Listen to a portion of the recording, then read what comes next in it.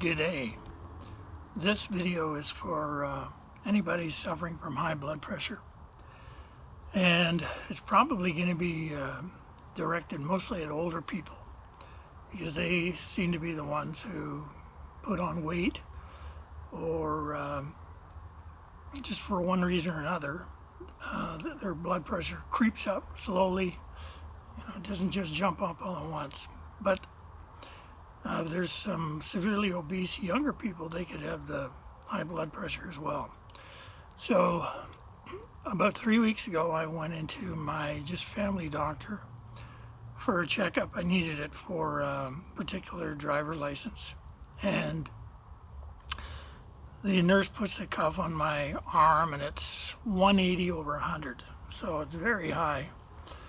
And then we're going to pass that. So I just said, okay, stop the medical. I'll come back when it's lower. I didn't want to get any kind of blood pressure medicine from the doctor. So I stopped eating for 21 days. And when you stop eating,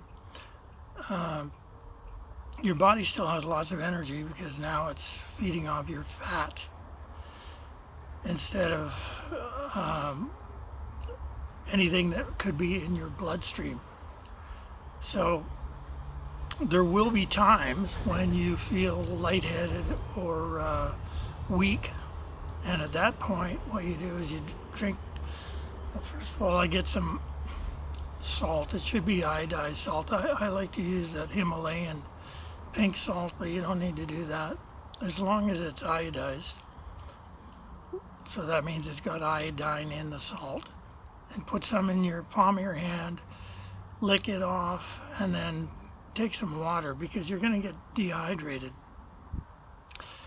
And within probably 2 minutes, all those feelings will go away. Now, I was also drinking about 8 cups of coffee a day. That was my main liquid source. So I cut that down to maximum of 3, and I stop it at 10:30 in the morning. So after that, it's just water. And I was going to the bathroom maybe 5 times in the night because coffee's a diuretic. So it makes you pee. And when I stopped the coffee after 10:30 in the morning, I sleep all night. So my age is 67 now.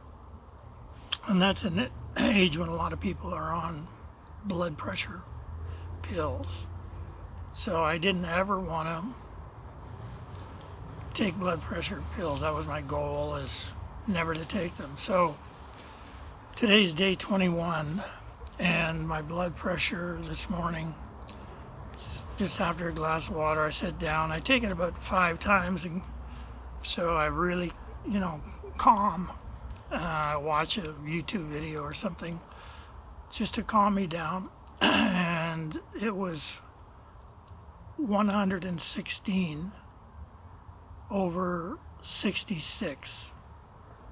That's the lowest it's been in 35 years because I had to take it every year, for pilot medicals. So, like I can remember it being 120 over 80, but I've never remembered it being this low.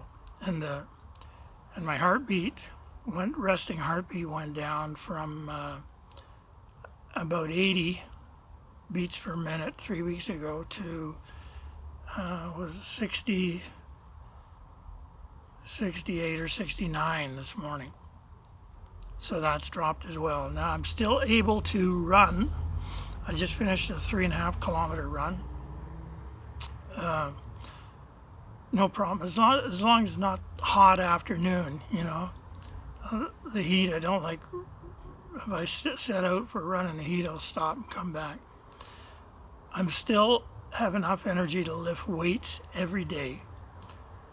But having said that, about a month ago or so, I was lifting really heavy weights and I pulled a muscle right in the back of that shoulder.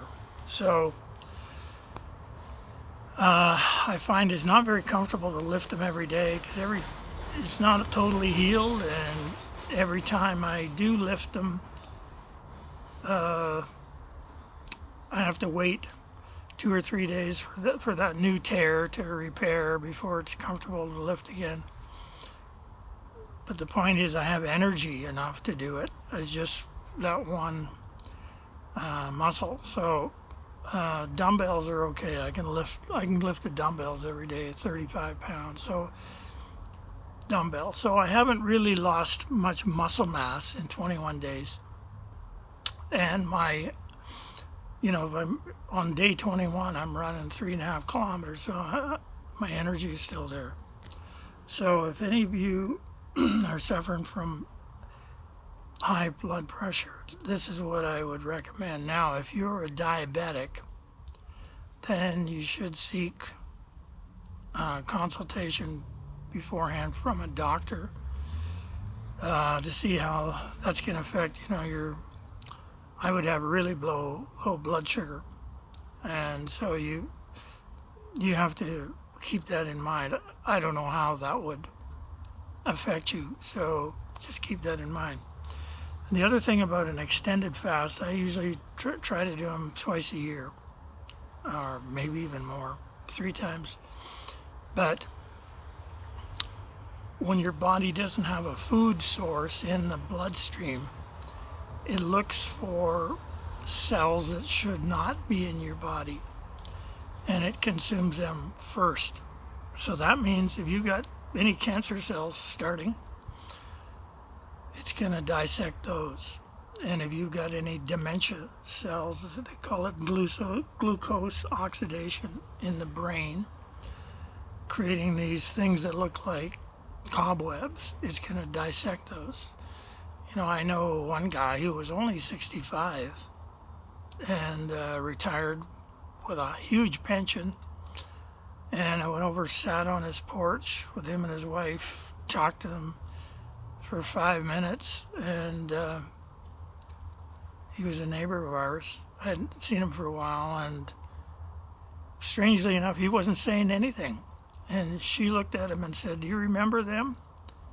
And he shook his head. He's only 65. So that happens when glucose oxidizes. And so these extended fasts will break those tangles up. Now, if dementia is already set in, then I'm not saying that would clear that up. But if it's just getting started, it would. So there's a lot of good benefits to come out of this. So any of you that are suffering from this, I hope you gain something from this video and helps you out.